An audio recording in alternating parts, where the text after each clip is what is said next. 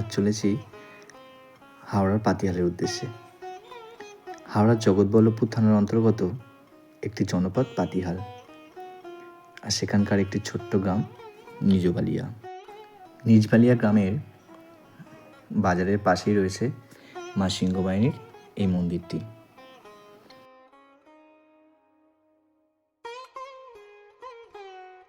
মন্দিরের পাশেই রয়েছে দোলমঞ্চ।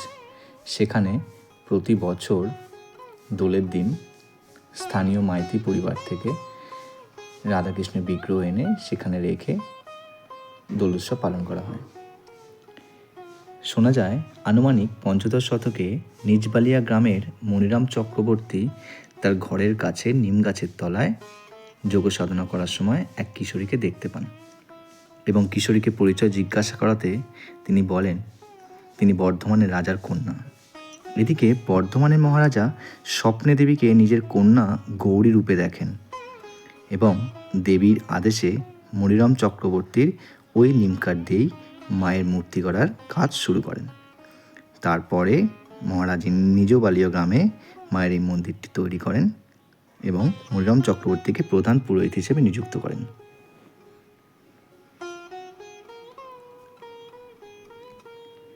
মা এখানে অষ্টভুজা, প্রতিটি হাতেই মায়ের অস্ত্র রয়েছে। মায়ের বাম দিকে রয়েছে সুপ্রাচীন বিষ্ণু মূর্তি। দেবী এখানে শ্বেত সিংহের উপর প্রতিষ্ঠিত।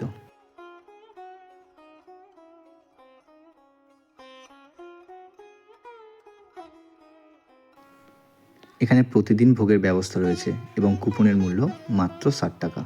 মাকে প্রতিদিন মাছ সহযোগে এখানে ভোগ নিবেদন করা হয়।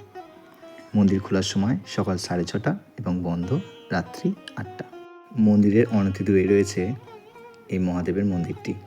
ট্রেন সহযোগ এলে হাওড়া আমতা লাইনের পাতিহাল স্টেশন নেমে টোটোকে সিংহবাহিনী মন্দির যাব বললেই আপনারা এখানে চলে আসতে পারবেন, অথবা হাওড়া থেকে বর্গাচাইগামী যে কোনো বাসে পাতিহাল নেমে আপনারা সেখান থেকেও টোটো কিংবা ম্যাজিক গাড়িতে চলে আসতে পারেন সিংহবাহিনী মন্দিরে।